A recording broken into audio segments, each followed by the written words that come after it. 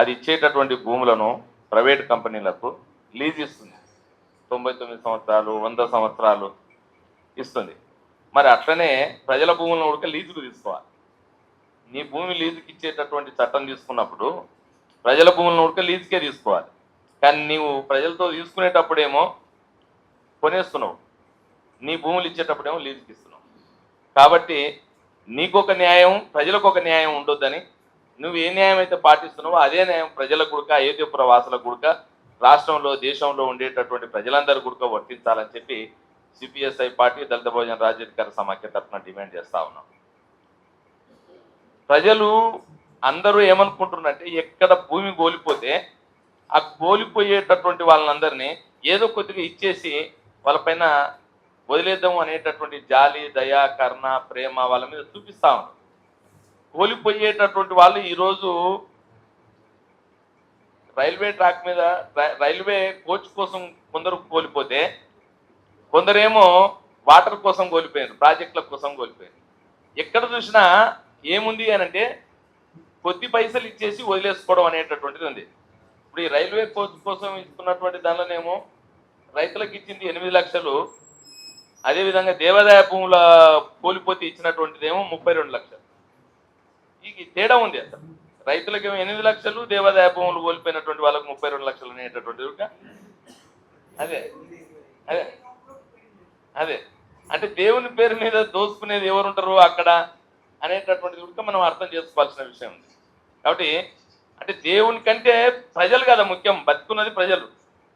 దేవుడు ఏ పంట పండించడు, దేవుడు ఎక్కడ ఉడక ఉపాధి కల్పించడు, కానీ రైతు ఉపాధి కల్పిస్తాడు, కూలికి ఉపాధి కల్పిస్తాడు, ఒక ట్రాక్టర్ డ్రైవర్కు ఉపాధి కల్పిస్తాడు, తర్వాత కోత కోసేటోళ్లకు, కుప్పనూర్చేటోళ్లకు అందరికీ ఉపాధి కల్పిస్తాడు.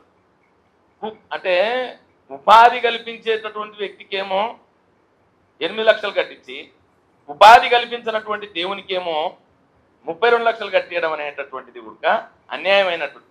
ఒకవేళ దేవుడు ఉపాధి కల్పిస్తున్నాడు, ఆయనకు 32 లక్షలు అంటే ఈ రైతులకు కూడా 32 లక్షలు ఇవ్వాల్సినటువంటిది. ఏ ప్రాతిపదిక మీద దేవునికి అయితే కల్పించారో అదే ప్రాతిపదిక మీద ప్రజలకు, రైతులకు కూడా కల్పించారు. దేవునికి ఇవ్వద్దని మనం అంటలేము, కానీ దేవునికి ఇచ్చినట్టుగా ప్రజలకు ఇవ్వాలనేటటువంటిది. అన్నదాత సుఖీభావ అని అందరూ అంటారు, దేవుడు సుఖీభావ అని ఇప్పటి వరకు అనలేవారు. అన్నదాత సుఖీభావ అంటారు.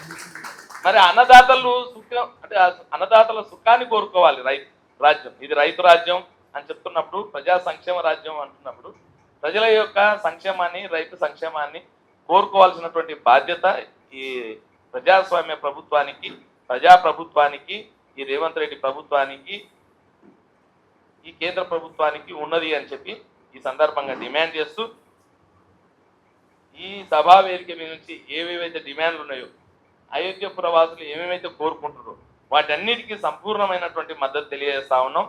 వాళ్ళకందరికీ ఉద్యోగాలు ఇవ్వాల్సిందే. ఉద్యోగాలతో పాటు వాస్తవానికి వాటా ఇవ్వాలి. వాటా రైల్వే భూములు కోల్పోయినటువంటి వాళ్ళకు వాటా ఇవ్వాలి. ఎక్కడెక్కడైతే రైల్వే మొత్తం ప్రయాణం నడిచిందో, ఎక్కడెక్కడైతే భూములు కోల్పోతా ఉందో, ఇది దేశవ్యాప్తంగా ఒక చట్టం చేయాలి. ఇది ఇక్కడి చట్టమే కాదు, దేశవ్యాప్తంగా చట్టం చేయాలి. దేశవ్యాప్తంగా రైతులను కాపాడుకోవాల్సినటువంటి బాధ్యత ఉంది, ఆ కుటుంబాలను కాపాడుకోవాల్సినటువంటి బాధ్యత ఉంది.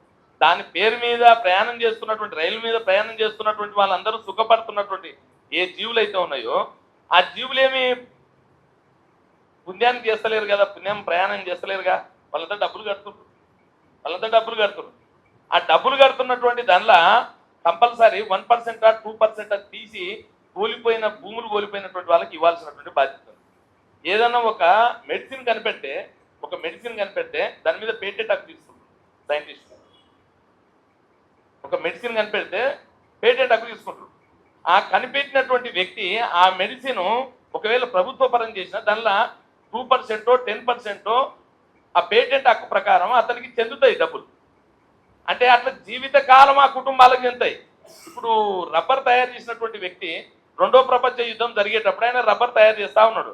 వాళ్ళ అమ్మ వాళ్ళ నాయన కాళ్ళ మీద పడి, వద్దు బిడ్డ నువ్వు రబ్బర్ తయారు చేయకురా, దాని మీద పడి కుటుంబం అంతా ఆగమైపోతుందిరా, నువ్వు ఏ కంపెనీలో పనిచేసినా ఆ రోజులనే 10,000 వస్తాయి బిడ్డ, నీ పిల్లలంతా ఆగమవుతున్నారు రా, మాకు తిండి దొరకలేదు, నీ పిల్లలు పాలు చిక్తే రక్తం వస్తుందిరా మీ భార్య దగ్గర, ఎందుకట్ట చేస్తా అంటే కుటుంబం ఆగమైపోయినా ఏది ఆగమైపోయినా నేను పట్టించుకోను, నేను ఈ రబ్బర్ను కనిపెట్టేదాకా వదిలిపెట్టాను. రబ్బర్ కనిపెట్టను కానీ సాగే గుణం లేదు అది. దాన్ని కనిపెట్టడం కోసం ఆయన జీవితం అంతా కష్టపడి రబ్బర్ కనిపెట్టాడు. ఇప్పుడు ఆయనకు పేటెంట్ ఉంది. ఆ పేటెంట్ ప్రకారం ఆయనకు తయారు చేసినటువంటి దానిలో కంపెనీలో 10% పోతుంది, అంటే 10 పైసలు పోతుంది, 100 రూపాయల్లో 10 పైసలు పోతుంది. ఇట్లా ప్రపంచవ్యాప్తంగా ఎవరైతే రబ్బర్ తయారు చేస్తుండ్రో, రబ్బర్ కంపెనీలు పెట్టిండ్రో, అందులో నుంచి ఉత్పత్తి అయినటువంటి దానిలో పేటెంట్ ఉన్నటువంటి వ్యక్తికి 10 పైసలు పోతుంది. అట్లా భూమి ఎవరైతే వదులుకుంటుండ్రో, వదులుకున్నటువంటి వ్యక్తులకు ఈ మొత్తం రైల్వే ట్రాక్ ద్వారా ఉత్పత్తి అయినటువంటి ఆదాయం ఎంతైతే ఉందో అందులో 10%, 5% ఈ రైతులకు అందరికీ దేశవ్యాప్తంగా పంచాలి. ఈ చట్టం రావాల్సినటువంటి అవసరం ఇది మానవీయ కోణం. కాబట్టి ఈ సందర్భంగా ఈ మానవీయ కోణంతో జరిగేటటువంటి సంఘీభావ పోరాటానికి మా పూర్తి మద్దతును తెలియజేస్తూ, ఈ పెట్టేటటువంటి పాదయాత్రలో సిపిఎస్ఐ పార్టీ దళిత భోజన రాజ్యాధికార సమాఖ్య తరఫున మేము పాల్గొంటామని చెప్పి తెలియజేస్తూ నాకు ఇచ్చిన అవకాశానికి ధన్యవాదాలు.